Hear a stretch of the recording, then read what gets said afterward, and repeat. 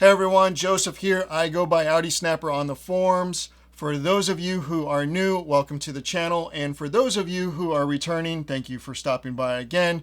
And you'll remember that in the last video, which was part 3 of the trophy truck rebuild, we talked about media blasting and preparing the cage for paint. Today's video is going to cover the painting of the cage, a quick tour of my paint setup, which is really, kind of hokey, and some other updates that I've been working on over the past 5 weeks. So let's jump right into the paint. After media blasting the cage, which you saw in the last video, and kind of cleaning it up, I sprayed the cage using a spray gun and the Steel It paint that I mentioned in the last video. I have to say that in all honesty, I really didn't have the best experience with the Steel It paint. Not because I spilled the paint all over the cardboard, my hand, and made sort of a major mess of things. And not because it didn't spray well. It actually did lay down pretty nicely. But because the paint just stayed soft for way too long. After about 10 days of drying, some areas were still soft enough for me to sort of press my fingernail into the paint and leave a pretty significant dent. 10 days, that's just, I don't know, that's just too long for me. To be fair, it does say right on the can that it can take up to 10 days for it to fully cure. But at the 10-day mark, for me, it wasn't fully cured and not even really that close. Besides, 10 days is just way too long to wait for paint to fully cure on something like this, in my opinion. You spray it, you want to wait a couple hours, and then you put it all back together.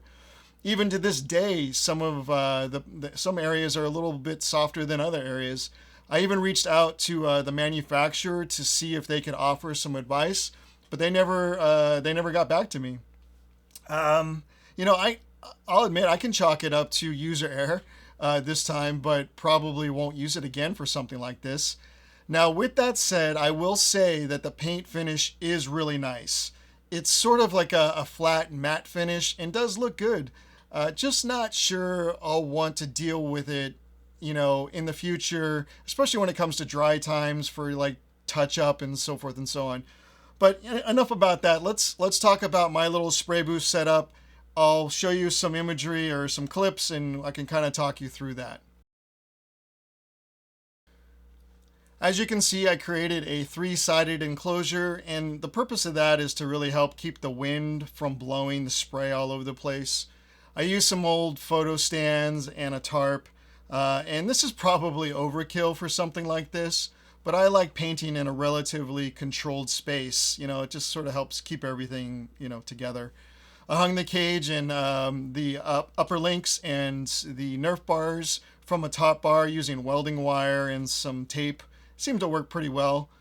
For cleaning prior to paint, over the many years that I've been painting things, I have found that, rubbing alcohol, something you can find in your medicine cabinet or the corner store, is a good product to help clean off, the surfaces before painting. It sort of helps remove any oils or, dust and debris that's on the material before you paint it. I recommend using a lintless towel or something similar. Paper towels or shop rags tend to tear up and leave pieces of itself all over whatever it is that is being cleaned. So lintless towels seem to work the best. Also, safety first, or in my case, second, I guess. Pro tip, make sure you have enough paper towels on hand in case of accidents, clearly. And as always, a respirator and goggles are, they're very important when spraying paint, especially when spraying in an environment that doesn't have a lot of moving air. Sort of similar to my setup, I purposely don't have a lot of moving air, so it's important that I wear a respirator and goggles.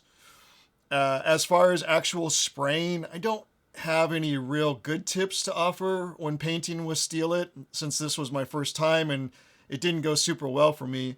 But I can tell you that I did apply 2 medium coats.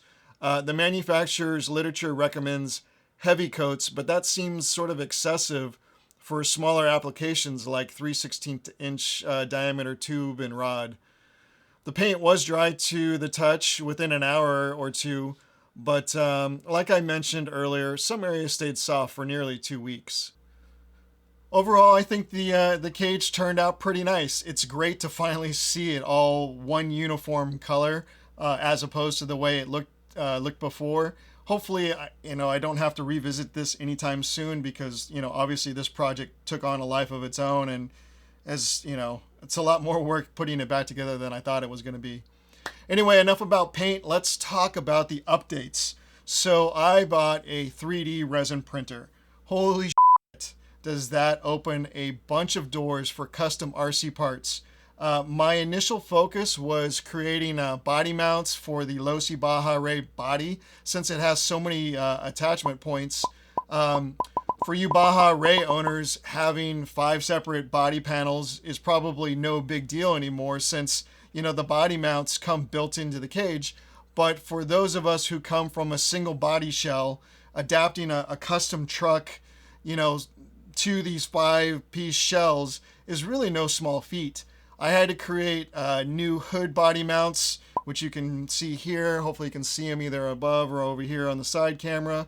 And I disguised them as reservoirs, a coolant reservoir, oil reservoir. And this is sort of a cross member with bump stops. I did some cab pieces, so you can see that. That's the cab roof. I did the body mounts up there.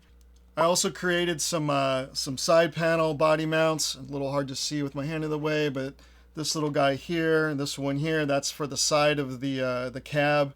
And then I had to do some bedside mounts. You got this guy in the back, which I don't know if you can see. This one here. Yeah, I mean, I had to create all new mounts just for that body. But I didn't stop there. I created so many new things. I've got a faux kind of reservoir for the second shock back here. I don't know if you guys can see that. I did a custom LED bar up here using the Ray LED, but I'm sorry, but that light bar that goes with the Ray is pretty weak. Sorry about that, Ray owners, but I had to create something that was better and kind of fit my truck.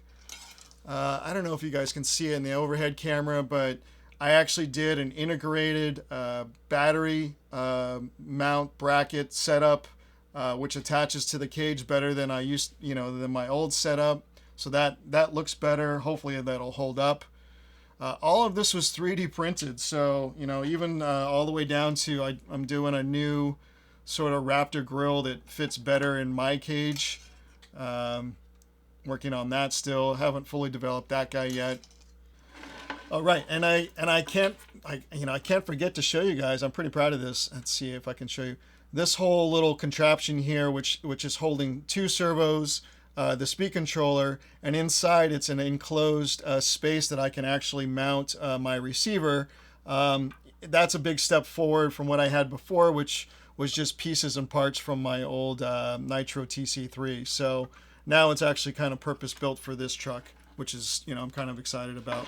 All 3D printed. Like I said, I've just gone absolutely nuts 3D printing. Anything that I can think of and realize that there's a need, I actually just draw it up real quick, run downstairs, do a first sort of pass to see if it works out, and then I print the final and mount it up. So far so good.